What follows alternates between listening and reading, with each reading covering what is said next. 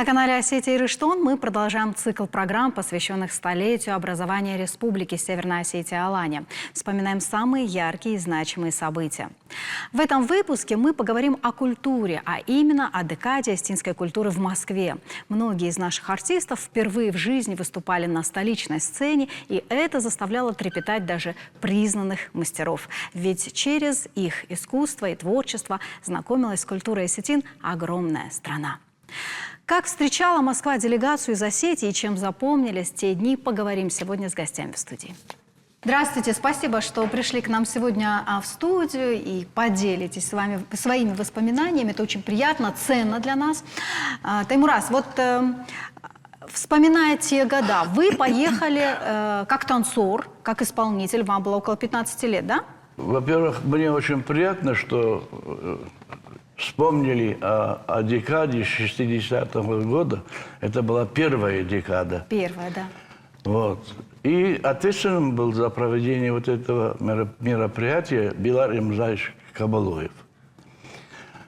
А до этого Дагестан показал свое искусство в Москве. Потом Кабардино-Балкария. Вот. С руководителями этих республик Билар Имзаевич был очень дружно жил.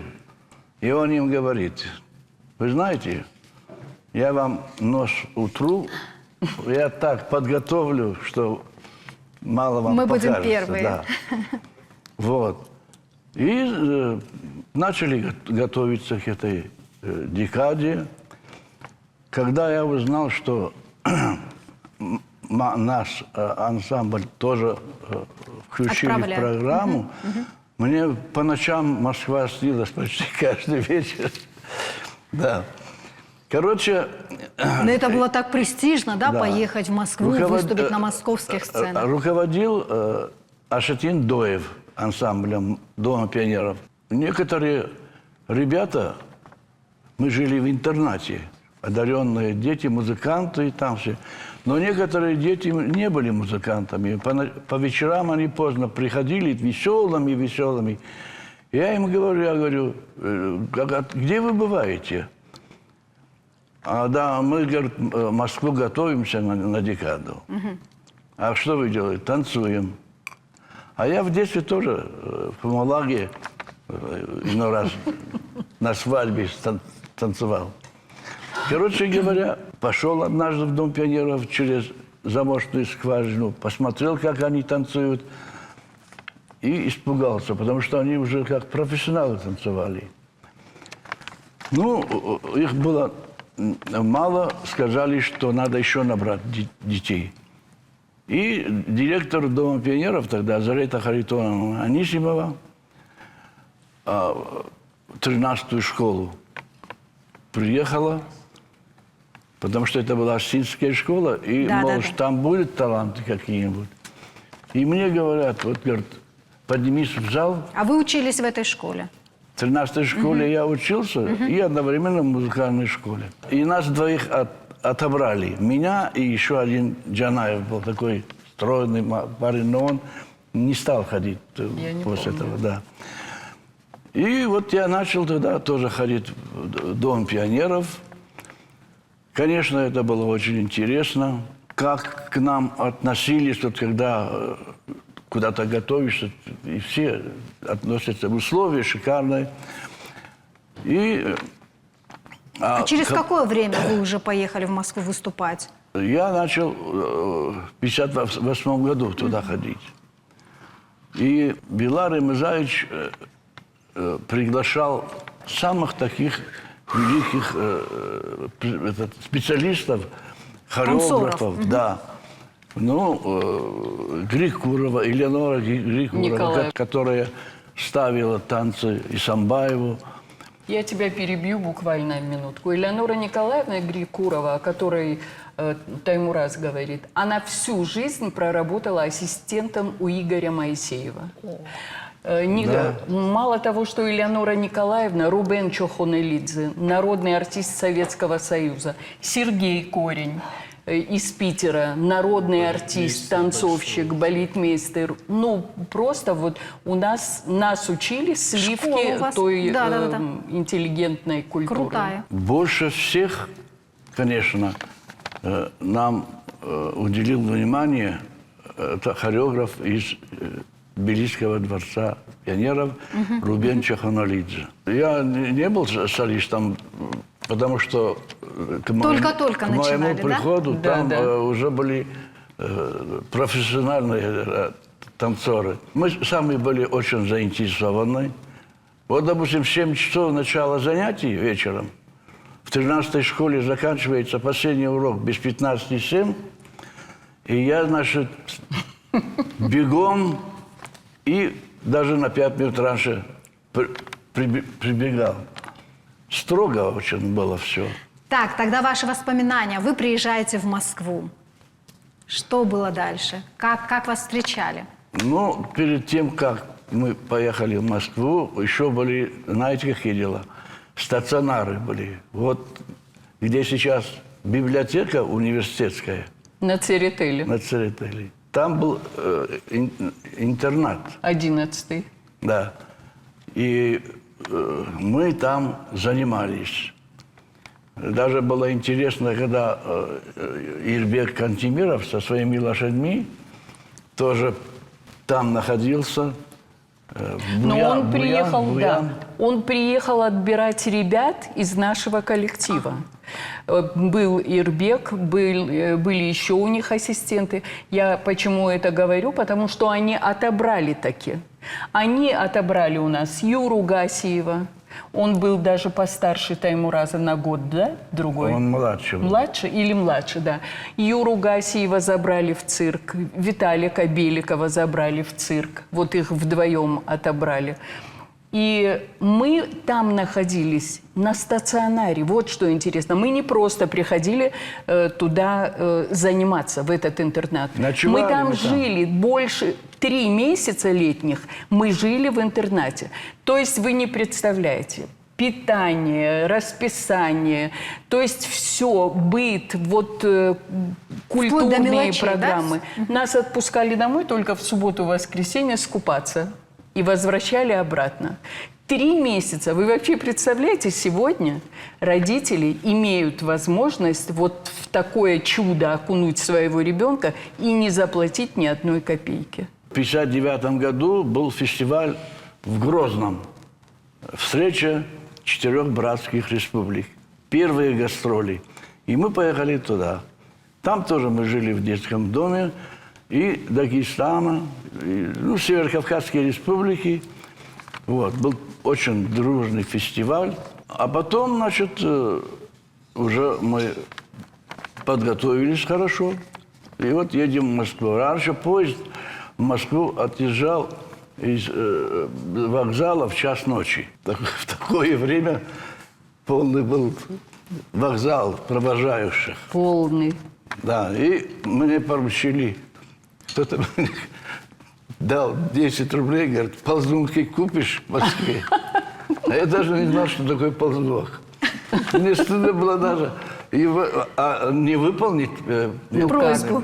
И я, когда приехали в Москву, я всех спрашиваю, я говорю, что такое ползунок?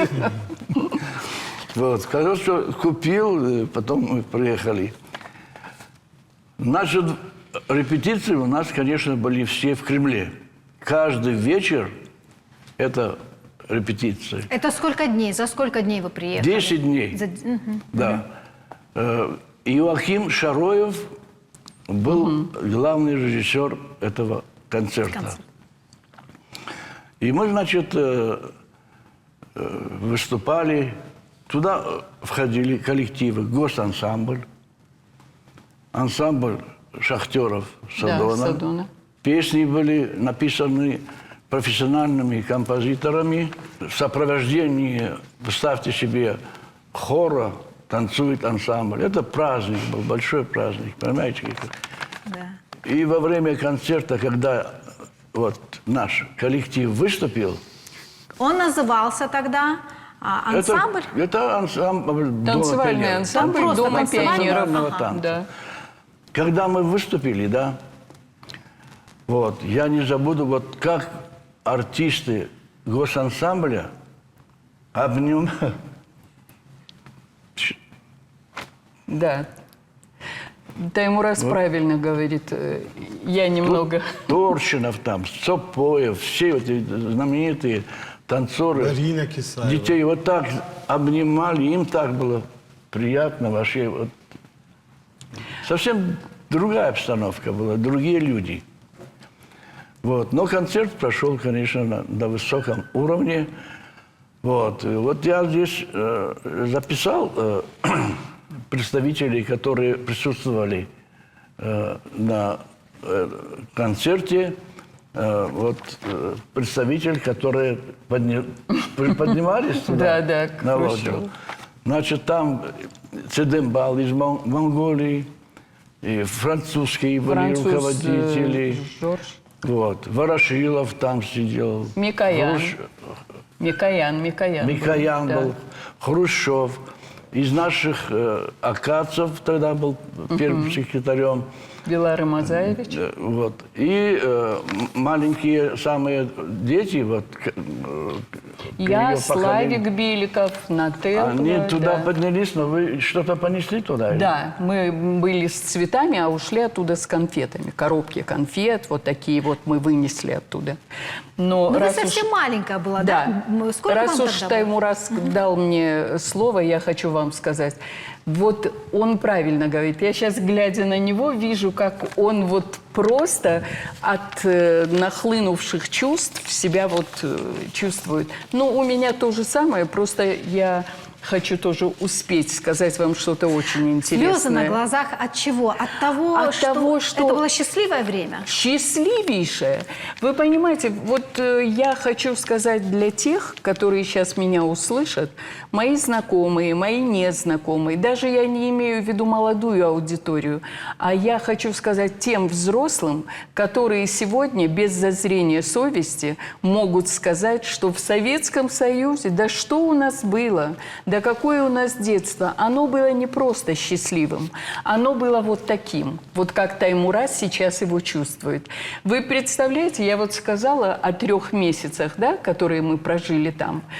Вы не представляете, мы как взрослый коллектив, вы представляете, 7-8 часов в день работают маленькие 80-летние дети. Я уж про них не говорю, они постарше. Но я что хочу сказать. Где вы, представьте, программу принимает прямо перед отъездом Белар Мазаевич Кабалоев. Вот так в первом ряду они все сидят. А мы между собой одну музыку называли Кабалоевской. Ну, все знали, что она ему нравится, и под эту музыку Элеонора Николаевна Грикурова поставила танец. И у меня в этом танце был такой сольный выход. Вот я иду самая первая, вот так как будто бы держу этих цыплят, всех те выше, выше, выше.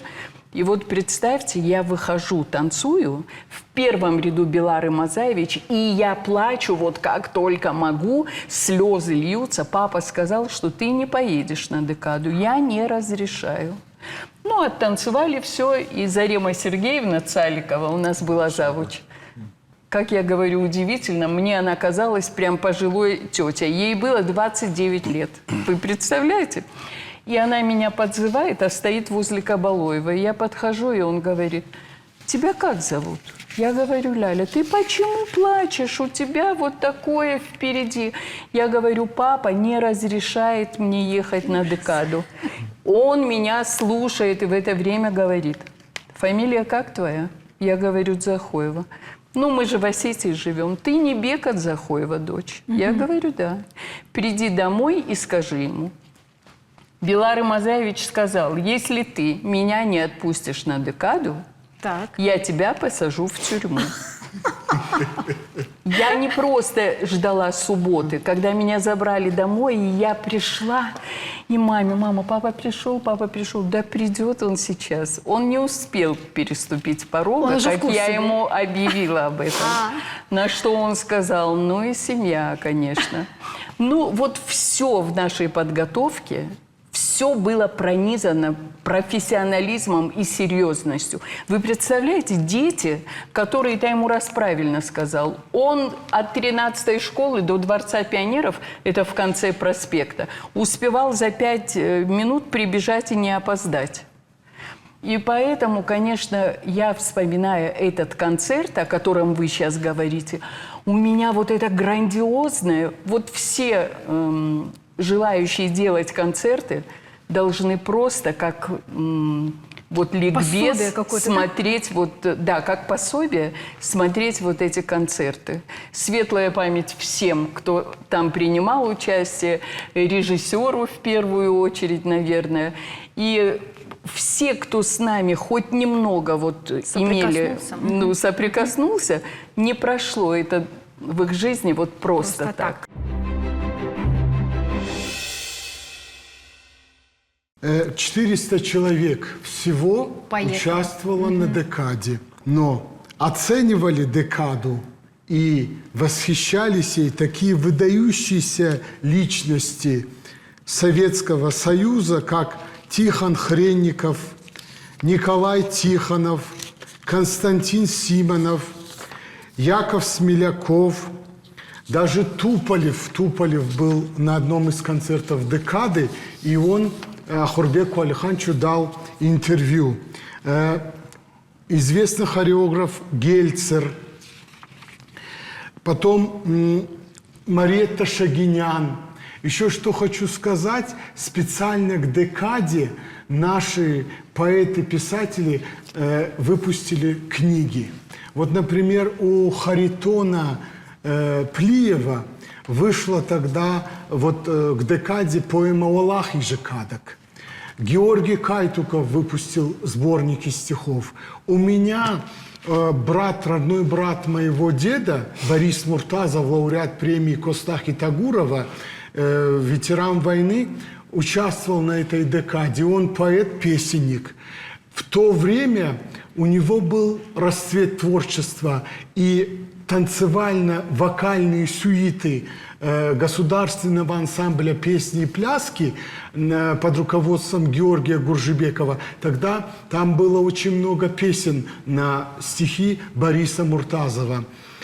Потом Христофор Плиев, Илья Габараев, Дудар Хаханов. Дудара Хаханова балет «Это Хетак», где заглавную партию исполнила Светлана Адырхаева. Благодаря декаде и благодаря Белару и Мазачу Кабалоева она была принята в Большой театр. Ну, вот ощущение, что именно в тот период был такой расцвет культурный. Это расцвет культуры. И еще руководитель Белары Мазач, он же обладал аналитическим умом. Это же все надо было проанализировать, просмотреть, кто чем занимается из работников искусств, и тогда сказать: да, мы готовы к этой декаде. И что хочу сказать, это дождь наград был. Во-первых, торжество творческое, подъем Осетинского театра в 60-м году. Благодаря декаде Болот Хапсаев стал народным артистом Советского Союза. А вот можно сказать, что тогда в это время была, ну, такая, может быть, комиссия, да, по подготовке Это же к декаде? все смотрелось. Во-первых, и кто входил в эту комиссию? Во-первых, режиссеров назвали, режиссеров. Во-вторых, у нас, вот что касается Осетинского театра, у нас Осетинский театр в 1931 году еще даже студия не вернулась с ГИТИСа, уже руководство республики задумалось о организации театральной студии при театре. И я об этом уже говорил. Знаменитый Раевский, Иосиф Раевский, он был приглашен в театр для организации студии при театре. И там тогда Беша Тоторов, Борис Иванович Тоторов, кстати, он в дни декады был награжден орденом Красного Знамени. Это организатор и собиратель первой осетинской театральной студии в ГИТИСе. Это осетинский, станиславский, можно так сказать. И Серафима Икаева тогда же получила звание народной артистки России. Заслуженным артистом стал знаменитый актер Александр Царукаев, который сыграл в главную роль в спектакле «Чермен» Гриша Плиева. И я еще раз говорю, если человек ощущает, будь то он художник, будь то он поэт, будь то писатель, будь то композитор, если он ощущает, что он народу нужен, и чем он занимается, это народу нужно, правительству нужно, тогда он это все делает, даже не устраивая свою личную жизнь, и бросается на то, что... бросается на то, чтобы... И все силы бросает на то, чтобы сделать так все красиво, чтобы на высшем уровне. Спасибо большое. Вот, трудности культура, в принципе, она переживает во все времена. Но можно сказать, что именно внимание к культуре в то время, оно было выше, чем сегодня. Без сомнения. И как это влияло на общество? Вы знаете, я хочу вам сказать, вот я слушала, и как бы ваш обзор, Валера, более так объемный в плане всех участников декады, а я, конечно, говорю о нас.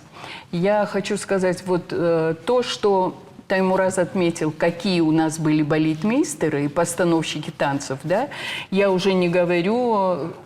Какие у нас музыканты были, и Замира Мамиева, и Сулико Камараули, и, к сожалению, Мушека, фамилию не помню, Надаири, Исаев, да, который играл. Но я хочу другое сказать. Сегодня, наверное, мы бы не знали, что такое необыкновенная наша звезда «Маленький Джигит». Потому что я считаю, что фундамент во всем в этом заложил Таймураз, прибежав и посмотрев в скважину нашей репетиции. Я вот даже не сомневаюсь, что, конечно же, он все черпал оттуда. Это во-первых. А во-вторых, вот ребята, которые танцевали рядом со мной, я перечислила только тех, которые уехали к Кантемирову, а у нас Алик Тетрашвили на пенсию ушел из ансамбля Моисеева. Он всю жизнь там проработал. У нас Бойгаров Саджанишвили, солист Ленинградского мюзик-холла. У нас Виталик Николаев, Олег Миткеев. Они все были солистами лезгинки. Тома Карсанова, солистка государственного ансамбля «Алан». Ну, я, например, сегодня я вряд ли назову и скажу, что есть коллективы вот в обозримом пространстве, которые готовят таких детей. Ну, на самом деле, потому, а еще потому, что, конечно, мы чувствовали заботу о себе и отдавали столько же. Мы к этому относились очень серьезно. И мы не думали о том, что так, 22-го надо платить за этот месяц. А вдруг мама не заплатит, и я не пойду на репетицию. Для меня долгое время большего наказания не было. Уже когда я старше стала, уже я танцевала не в Доме пионеров, а в Джигите я танцевала. Я вспоминаю, что если мама сказала, ты не пойдешь, если у тебя по химии не исправишь свою тройку, все, это был мрак. Я могла что угодно пропустить. Высшее наказание. Такое вот... У нас было отношение ко всему этому. А вот на декаде и ансамбль «Маленький Джигит» тоже был, да? Но они тогда были вокальным ансамблем, вокально-инструментальный ансамбль «Маленький Джигит». Знаете, что в памяти еще осталось?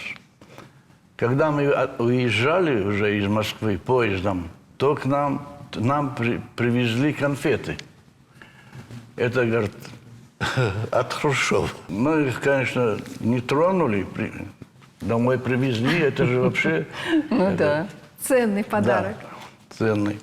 И вот это все запомнилось. Но дело в том, что по приезду нас встречали как космонавтов. Как сейчас помню. Это просто необыкновенно. Да. Вот у меня есть фотографии, где мы в интернате жили, сельские ребята. Нас было 10 человек, которые из сел. В основном из Сунжи, Салагира, Моздока, я один с Кумалага. Вот так.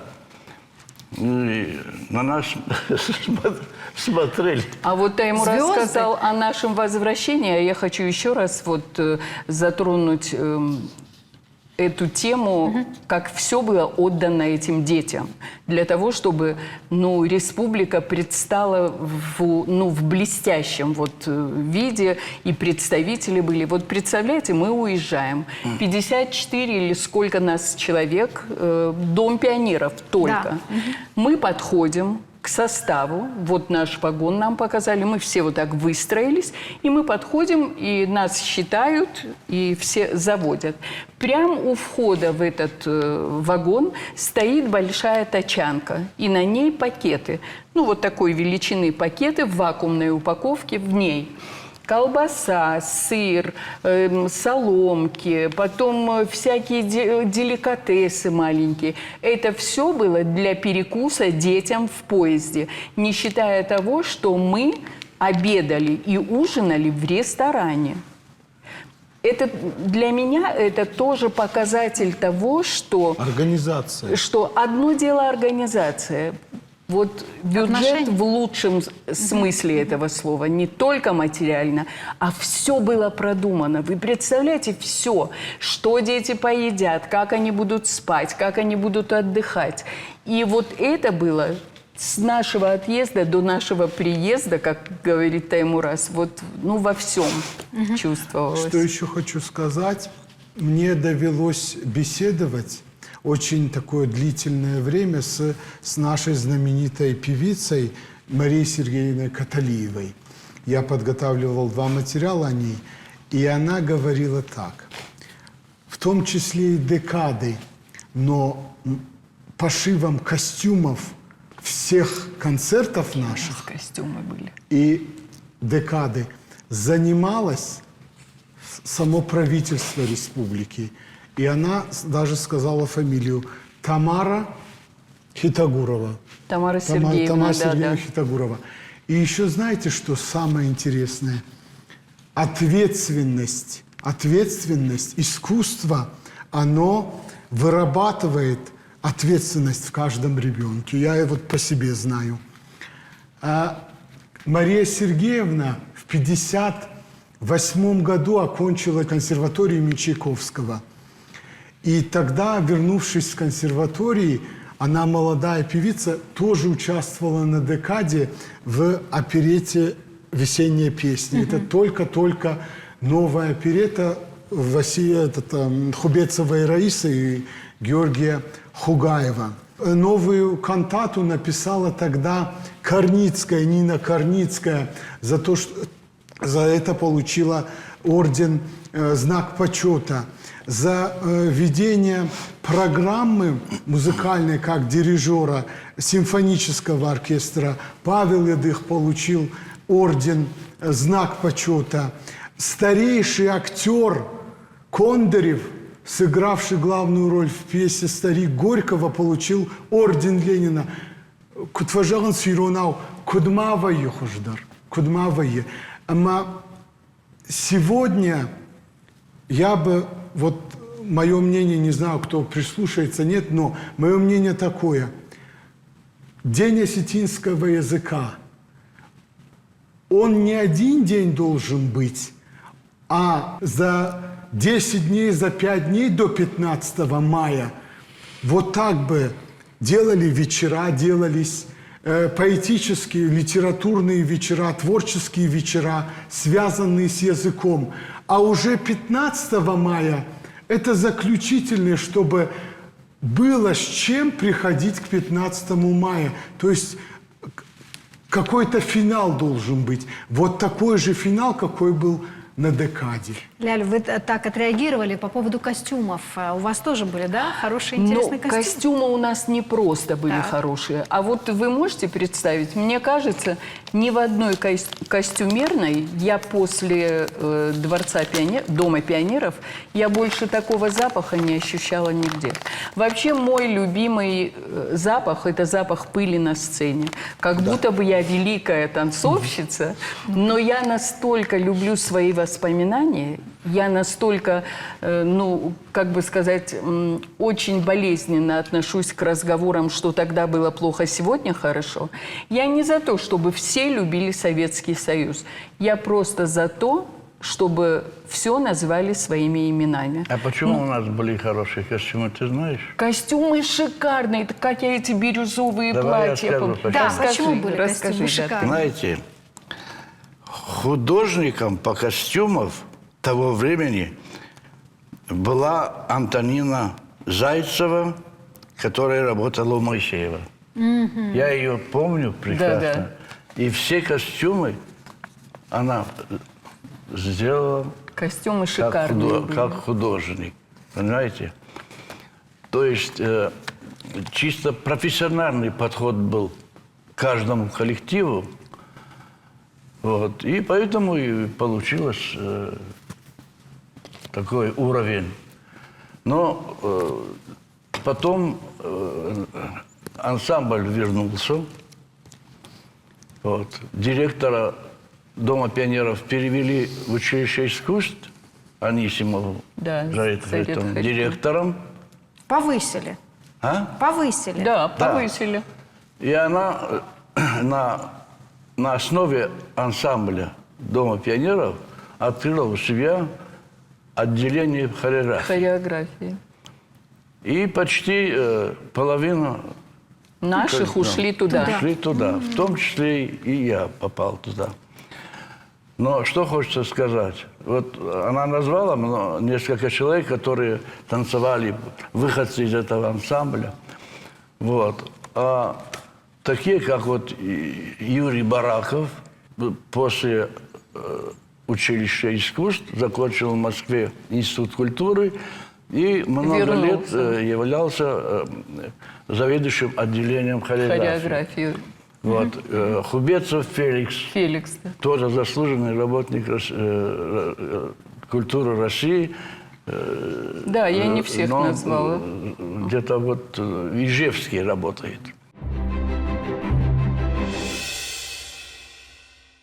Когда вы выступили, вы прекрасно выступили тогда на декаде, после какого-то времени вас приглашают на мероприятие. Что это было? Фестиваль, концерт. И пригласили маленький джигит, но вы тогда не назывались как маленький Знаете, джигит. вот часто говорят, что не знают, как это нас назвали маленьким джигитом. Но это было в 1974 году, тоже была декада.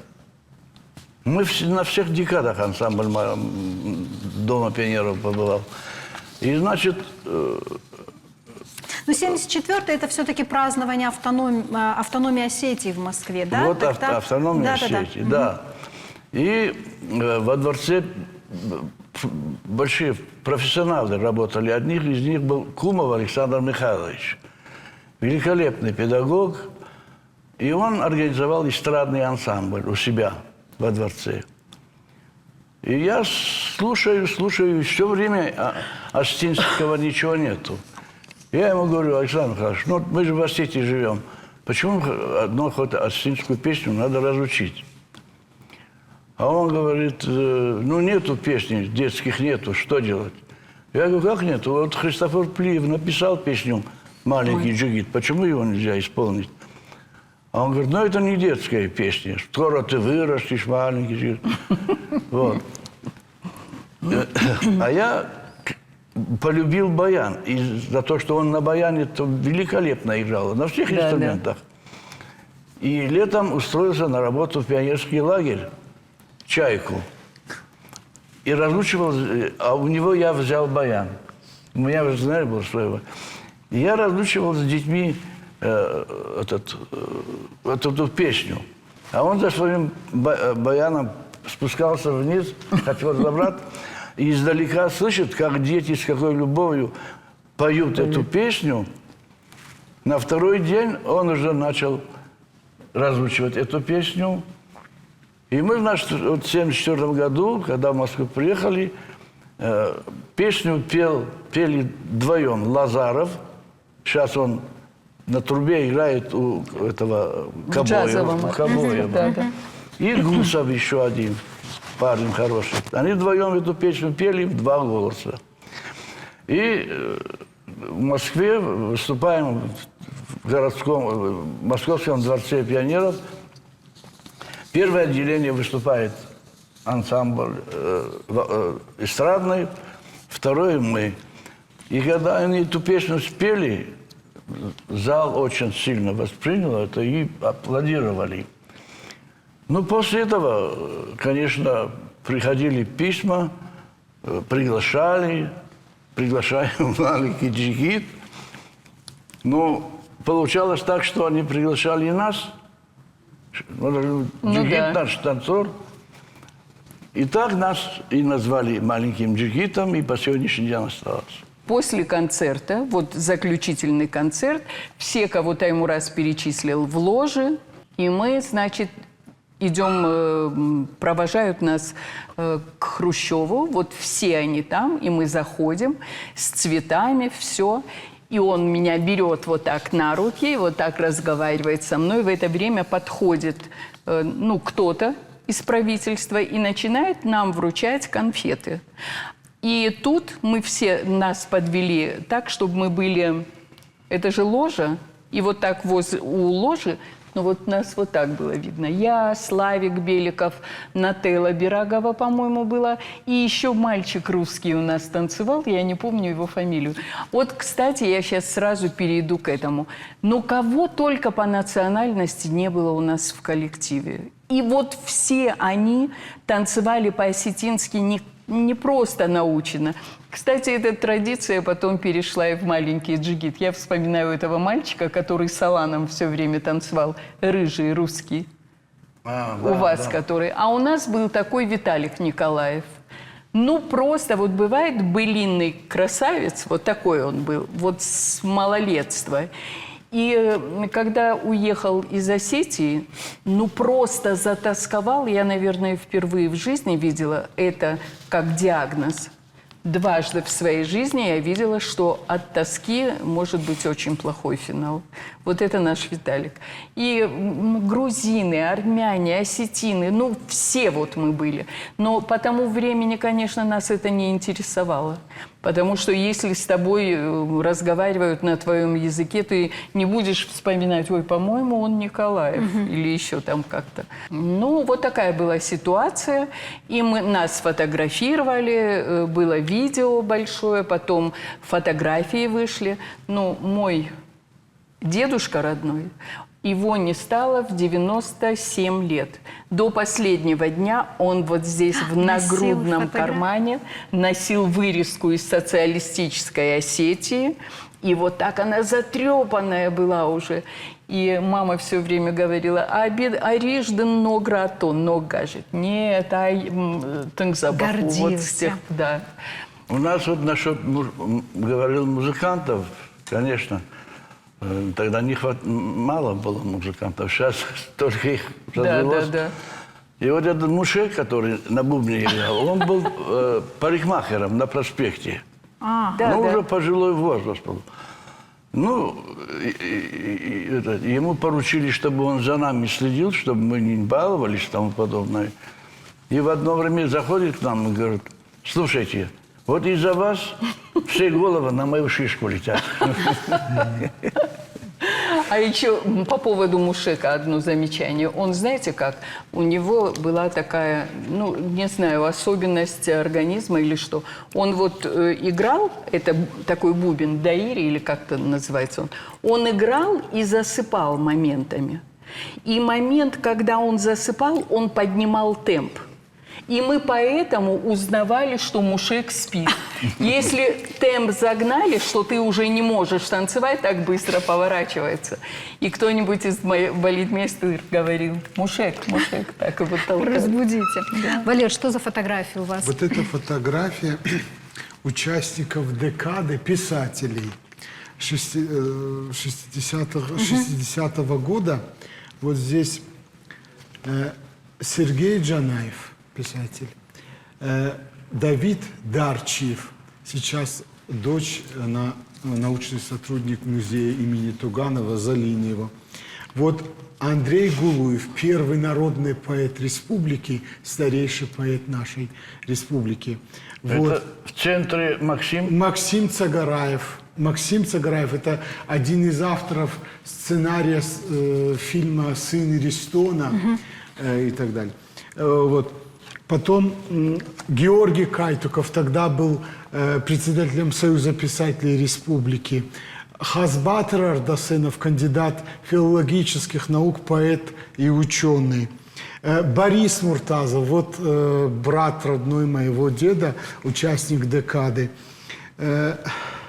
Потом здесь Тембол Балаев, Дабе Мамсуров, который на декаде был удостоен высшей награды ордена Ленина.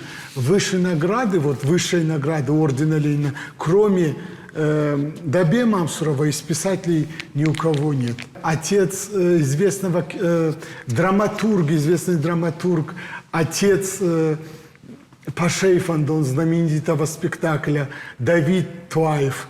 Это папа Тимины Туаевой. Вот. Кто тут еще? Ну, вот, пожалуй, вот Тотырбек Джатиев. Тотырбек Джатиев – это автор многих художественно-документальных романов. И о Костаке Тагурове, и потом об Ибрагиме Дзусове. Он деятельное участие тоже принимал в декаде. Вот такой вот снимок, он хранится сейчас тоже в редакции газеты «Рашсенат». Знакомясь с материалами декады, еще что хочу сказать. Прям в дни декады, в первый день декады, газета «Рашсенат» и «Социалистическая Осетия» подготовили красочный 16-полосный номер. Декада осетинской литературы и искусства в Москве – это торжество духа осетинского народа. Еще что хочу сказать. Булат Газданов, наш великий, он неоднократно повторяет, если бы берет осетинский театр, только осетинский театр, если, говорит, взять Серафима Икаева, Владимир Тхапсаев, Мерденов Юра, Александр Царукаев, Соломон Таутиев, перечисляет Николай Саламов и многие другие. Если бы, говорит, они работали и начали свою деятельность в другом любом театре страны, они бы, говорит, все дослужились до звания народных артистов Советского Союза.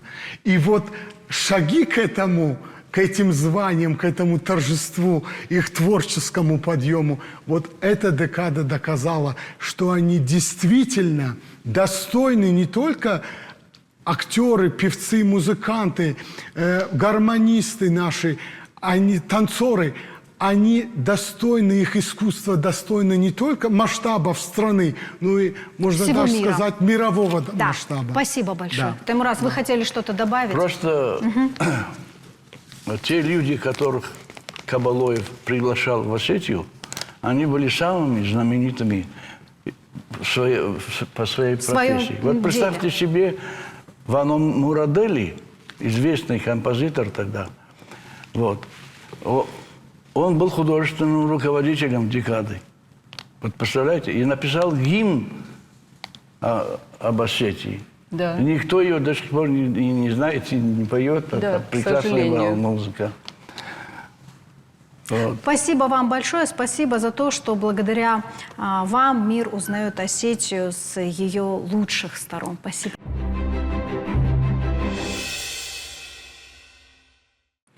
Ну а через некоторое время столица вновь принимала делегацию из Северной Осетии. Уровень мастерства уже был поднят высоко. И в этот раз в концертном зале «Россия» тоже был аншлаг. Подробнее об этом в материале журналиста Элины Кисаевой.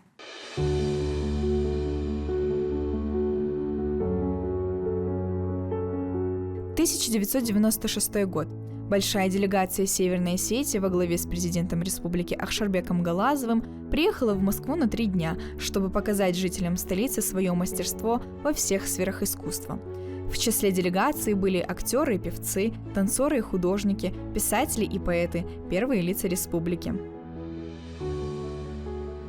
Разрешите вас от имени руководства города Москвы, от Юрия Михайловича Лужкова, от Министерства культуры, от всех ваших друзей многочисленных, которые живут в Москве и живут ожиданиями наших праздников, нашего общения, наших дней культуры Северной Осетии и Алании, поприветствовать, поздравить, что вы в Москве.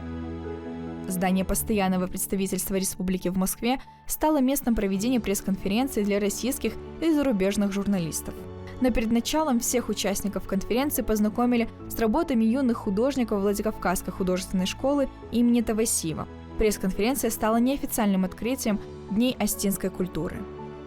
Никакая экономика, никакой хлеб, никакие розы не вырастут без постоянных ежедневных контактов людей разных национальностей, разных краев и областей между собой, на почве культуры, на почве искусства.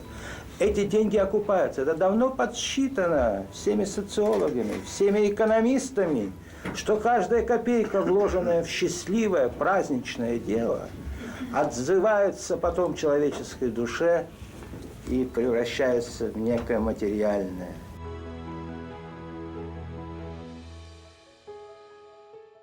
Самое главное, что мы не настроены воевать, что мы настроены на искусство, на мирный лад. Мы занимаемся рождением детей, постановками спектаклей, в общем, мирным трудом. На гала-концерте, который открывал Дни осетинской культуры в Москве, президент республики наградил первую в стране женщину-дирижера Веронику Дударову медалью во славу Осетии. Я очень благодарна нашей республике за такую высокую оценку. Я очень благодарю президента, удивительно теплого, внимательного, удивительного человека. Я его тоже очень люблю. Большое вам спасибо, Аксарбек.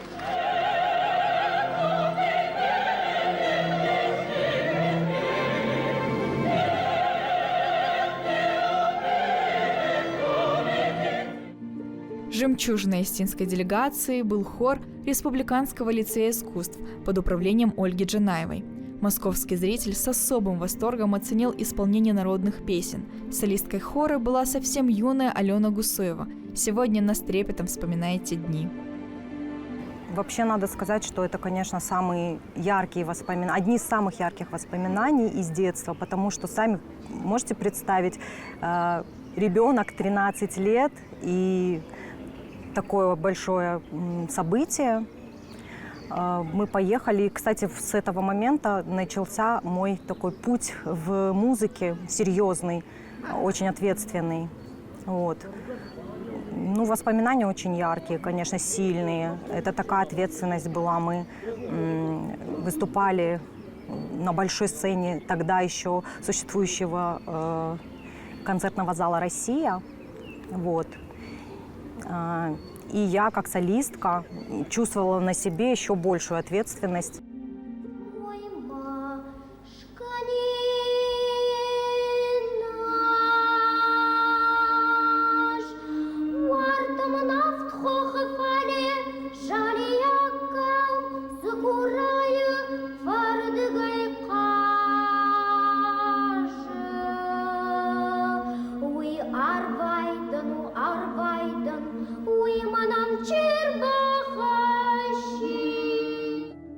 В гала-концерте принимали участие лучшие представители музыкального и хореографического искусства республики. Ацамас Мукоев играл в дуэте с юной пианисткой Ириной Тидеевой. Камерный хор Министерства культуры республики, ныне хор Алания, исполнил народную песню «Чепина». Мы играли, гала-концерт у нас был в России, сейчас уже не существующий концертный зал. Огромное количество людей, сидело правительство нашей республики, сидело правительство Москвы. Это было безумно волнительно, я никогда не забуду. Я ночь не спал, я все время повторял стихи, потому что я и Тома Кабанова, мы открывали этот гала-концерт стихами Ады Тамаевой и Ирины Георгиевны Гуржбековой. И я, конечно, очень волновался, что забуду текст, потому что это страшно было волнительно, очень ответственно, очень серьезно. Госансамбль «Алан», как всегда, великолепно они были представлены на этом гала-концерте. Остинская школа художников и скульпторов всегда высоко оценивалась не только в стране, но и в мире, поэтому работы, которые были представлены в выставочном зале на Крымской набережной, в очередной раз поразили избалованного московского зрителя своей высокой художественностью и профессионализмом.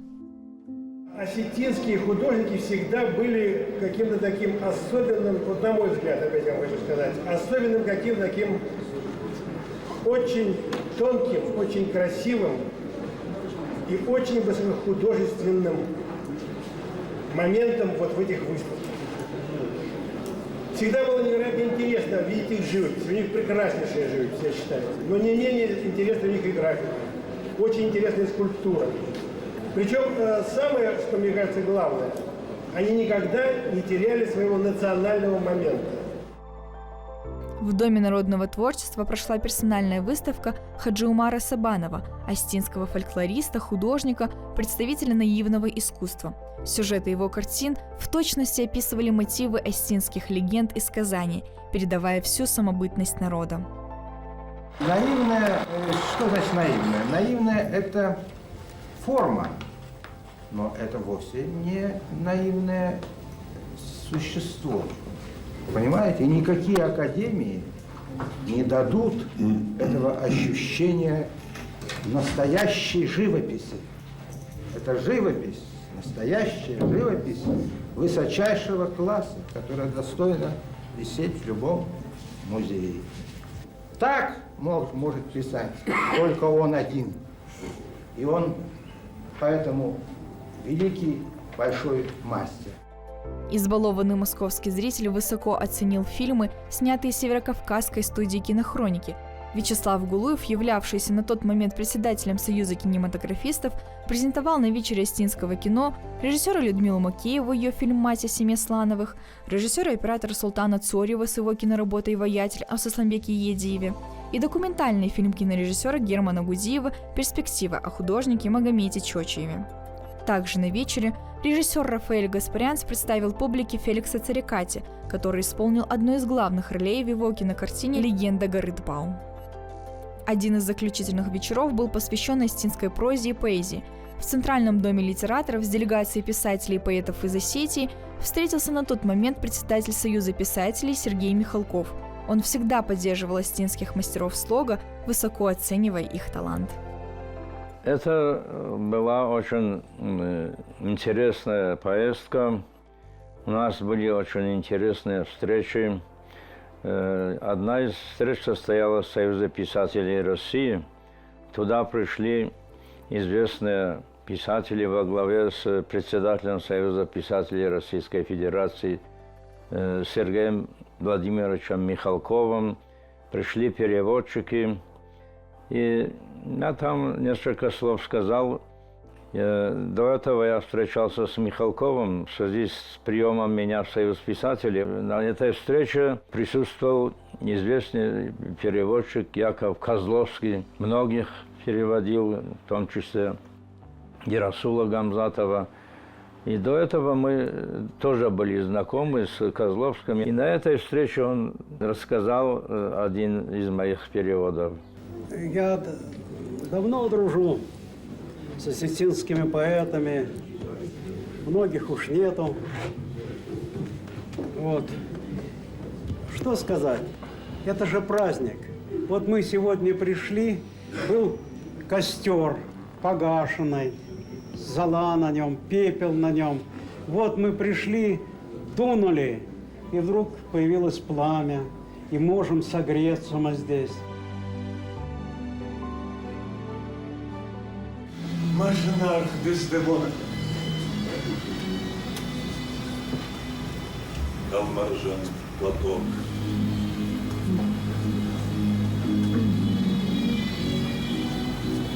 Платок достался матери Украине. Подарок от ворожей цыганки.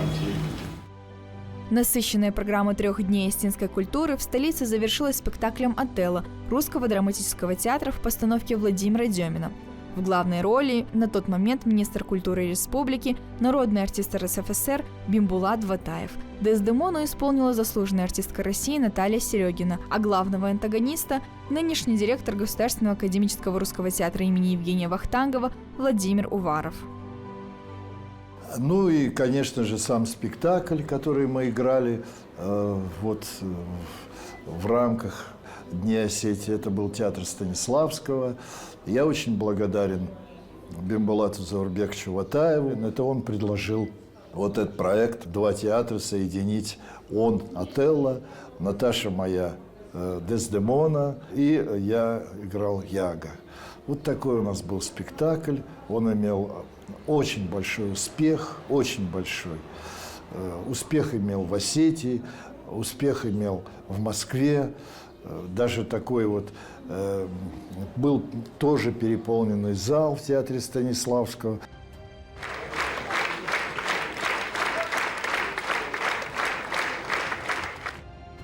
Я тогда еще, совсем молодая актриса, которая практически только пришла в театр, почти.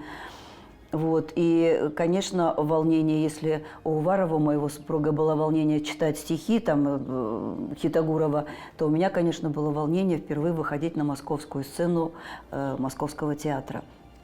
Тем более, что это был звездный состав, и играть с Бимбулатом Заурбековичем, это было, конечно, это особое такое дело. Фридрих Ницше говорил, что культура – это прежде всего единство художественного стиля во всех жизненных проявлениях народа. А осетины всегда имели свой неповторимый почерк и характер, особенно в искусстве, отражая всю свою самобытность. Дни культуры республики в Москве в 96-м очередной раз подтвердили, что Осетию по праву можно назвать не только кузницей героев и спортсменов, но и талантов в сфере искусства.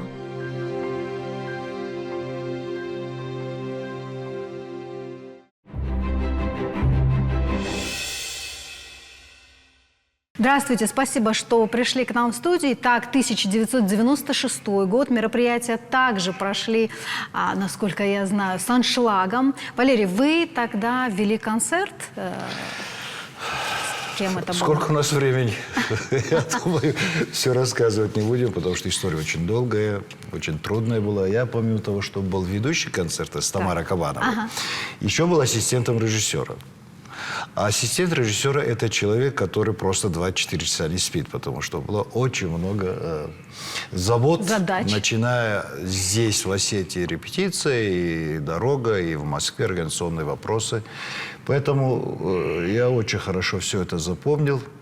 Было очень интересно, конечно. Почти были все наши лучшие коллективы, лучшие артисты были тогда. Что везли? Что повезли? У нас был ансамбль «Алан», там был хор под руководством Агунды Кукойти, ваш коллектив под руководством Кабоева, ансамбль «Алан» и солисты. Я помню, кто там был. Бацазов, Борис Милонова, Феликс Царикати, Аким Салбиев. И Светлана Адырхаева. Светлана Адырхаева. Представлять малую родину на сцене столицы нашей страны, каково это? Сегодня, может быть, легче уже, да? Но тогда мы очень волновались. Очень волновались, потому что пришли и руководство.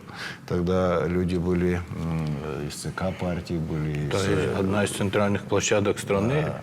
И мы все очень волновались, конечно. И когда здесь были генеральные репетиции, все просто как-то так сильно-сильно старались, чтобы мы там показались.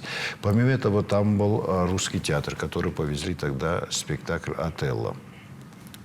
Бимбулат Ватаев в главной роли и играли в театре Станиславского. Я думаю, что тогда хорошо все это прошло, потому что без особых каких-то сложностей. А что вспоминается? Вот это, конечно, тяжелые, это, вы говорите, волнительные какие-то дни. 3 дня было? Мы ехали на поезде туда, наш коллектив. Можете себе представить, что практически весь состав железнодорожный был заполнен участниками этого мероприятия. Да. Можете представить грандиозность? Как весело было в поезде. Как весело было в поезде, это само собой. Да, поезд артистов едет. Это ж, да. И, конечно, само мероприятие, этот концерт был, конечно, очень серьезный. Например, я первый раз в таком участвовал. Вообще концертный зал «Россия» — это... Готовились долго? Да, центральная площадка страны фактически в то время была. Готовились. Чуть ли да. за год раньше. Юрий Да. Николаевич очень любит репетировать. Поэтому все коллективы. Да, и, да. Ну, и генеральный прогон был. Так что... мероприятие было осенью, насколько я помню, да? А начали мы готовиться где-то в конце весны. Да, то есть месяца за 3, за 4 уже мы знали, что. И нам с Москвы присылали, что надо, корректировали, какой репертуар, что, как. Ну, в общем, все достаточно было ответственно. То есть... Очень жаль, что с тех пор не было декады. Дело в том, что вот все эти мероприятия, они же, во-первых, скажем так... Что они дают артисту? Да, артистам дают внутренний такой подъем, потому что для артиста гастроли – это его, можно сказать, стимулятор. С другой стороны, приходили зрители, которые в Москве, ну, земляки приходили, но помимо земляков приходило очень много людей, которым было интересно. Это и реклама, это и пропаганда национальной культуры, национального искусства. Я знаю, что многие республики часто даже вот последние годы часто бывают в Москве декада. Почему-то Северная Осетия с 96-го года не смогли мы. Разовые какие-то мероприятия были. Но уже не такого масштаба, такого конечно. масштаба не было. Помимо этого, конечно, вот мы серьезно об этом говорим, и я все равно без баек не обходится без этого. Значит, я помощник режиссера, я ведущий, очень много забот. И там привезли картину Дзантьева «Ваштерджи». Размеры 4:6. Ну, помните эту картину, да, большая уже, Святой Георгий. И дело в том, что его привезли на траулере. Огромная машина, больше невозможно было вывезти. И к зданию его не подпускают. И метров 200 или 300 вот от концертного зала там милиция разрешила, и там выгрузили. А людей нет, все в зале. И дай бог здоровья Руслану Мильзахову, который тогда очень много помог. И вот представьте, мы с Русланом Мильзаховым моросить еще. Осень, да, точно было, да, прохладно. Осень, и мы почти мимо Кремля по Красной площади, вот с этой картиной, и нам чуть не отобрали, потому что, представляю, картина, 2 человека, это под вечер, после 3 часов еще пасмурно. Думали, что мы с какой-то выставки картину крадем. Еле-еле отговорились, короче, принесли эту картину. Вот такая была история. Еще была одна история, значит, Вероника Дударова дирижировала нашим оркестром, и, не знаю, забыли или что, не привезли клавир. Помнишь эту историю? Да. Вероника Борисовна пришла, встала на пульт, а клавира нет. И оркестр, да. Ну, что делать, да. Ну, и опять я к Руслану Мильзахову, он тогда в Москве жил. Говорю: Руслан, горим, что можно придумать. Мой друг, говорит, главный режиссер театра Станиславского. Сейчас я к нему позвоню, если он не даст сходячего спектакля «Клавир», тогда все погибло. Короче говоря, одобрили, поехали. 70 книг мы привезли на его машине. Это было, срочно. Короче, мы все это привезли, как таскали. То есть закулисная жизнь там просто кипела. Поэтому, когда я выходил на сцену, я даже секунд 5 я не знал, зачем вышел на сцену, потому что еще закулисная работа была. Ну, помимо таких эмоций, конечно, еще у артиста, наверняка какой-то обмен опытом происходил. Вы смотрели, наверное, и другие выступления. За кулисами всегда бывает атмосфера другая. Это вот то, что так закулисное, но в зале сидели очень много известных людей. Это я вот помню. И атмосфера другая. Потому что здесь, Олег, наверное, еще бывает сложнее, когда ты чувствуешь, что в зале находятся твои соплеменники, которые живут в Москве. Конечно, ответственно. Это больше накладывает ответственность, потому что понимаешь, что в зале осетины, которые в Москве живут. А можно сказать, что этот зритель был немножко другой, отличался? Больше я волновался от того, что в зале сидят осетины. Я вам хочу сказать, наверное, Олег, вот то же самое у тебя, когда играешь даже в спектакле, и ты знаешь, что в зале твой родственник или близкий знакомый, человек волнуется в 3 раза больше. Конечно. Я не знаю, чем это связано. А когда просто знаешь зрителей, спокойно. Поэтому там тоже знали, что очень много известных осетин, и профессоров, и людей очень известных осетин. Да, и потом московские осетины, они как бы... волей-неволей, наверное, сравнивали. Они искушенные, конечно, в культурной жизни Москвы. И тут хоть смотрят, ну интересно, а что наши покажут, как они будут здесь выглядеть на этом фоне. Что вы показали, как вы выглядели, на ваш взгляд? Вышли нормально, сыграли, на удивление. Да. Но Юрий Николаевич Члеков, конечно, он профессионал был большой. Да, он был и как человек, и он мог дать заряд, что человек как-то так по-другому себя чувствовал. Да, планка была да, он понимал и верил в артистов. И когда он сам отбирал все номера, и они всегда были очень такие. Ага, а какие номера были у джазового вот лично оркестра? наш оркестр, у нас не джазовый, мы открывали этот гала-концерт, наш оркестр увертюру играл. А потом мы несколько песен эстрадных. Все думали, что мы будем что-то другое. Джазовое. Да, мы сыграли обыкновенно. У нас солист был Валера Сабанов и квартет «Фантазия» был. Тогда мы, девочки, вот только начинали. И мы исполнили эстрадные песни. Очень тепло приняли все. Да. А можно сказать, что ваша творческая жизнь, она как-то чуть поменялась до и после декады? Или я не она могу сказать, такая же... что она прям как-то сильно поменялась. Ну, просто это в копилку, конечно, нам попало, что мы на центральной площадке страны выступили. Это зачет, конечно, был. В первый раз я выходил как ведущий на такую большую сцену. Конечно, вот тогда... Можно сказать, я уже после этого часто вел концерты, большие концерты, и как-то поспокойнее было. То есть я поверил в себя. Это было. И после этого было, или это до того было, скорее всего, когда Алания стал чемпионом. Это так, вот я только об этом хотел сказать. Это же в эти же дни она не стала чемпионом. Это был, когда они переигровку со «Спартаком», помнишь, было? Да, это да. как раз в эти дни были. Да. И мы все смотрели, ну что же будет? И вот когда проиграла Алания вот тогда и стала серебряной, это все тогда было. Ну вот я вел тогда концерт уже здесь. Но я же в Москве вел уже концерт, и поэтому было по-другому.